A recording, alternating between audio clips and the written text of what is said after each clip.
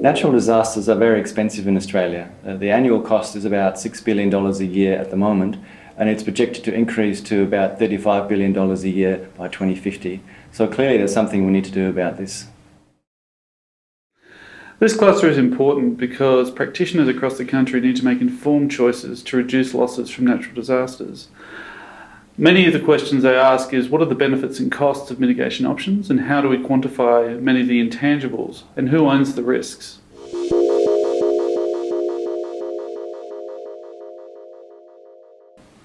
So in order to reduce those costs in the long term, we need better tools that enable us to make better strategic long-term decisions. And so our cluster is all about that, to develop some of these tools that integrate a number of different hazards, a number of different mitigation strategies, and actually enable us to quantify the impacts of some of these strategies in terms of reducing costs.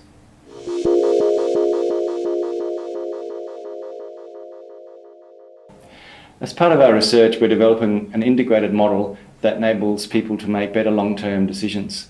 And we're applying this to a number of case studies. So we're working with agencies in South Australia to look at the Greater Adelaide case study. We're working with agencies in Victoria to develop a case study for Greater Melbourne, and also we're developing a case study for all of Tasmania.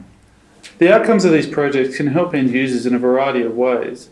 End users may be single hazard response agencies wanting to quantify and understand risks across their one hazard.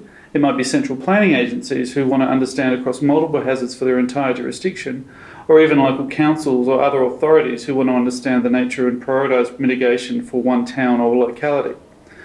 We hope that these will answer questions that can be very complicated in a multi-stakeholder environment, such as who's responsible for risks and mitigation, who's accountable for their delivery, and who should pay for them.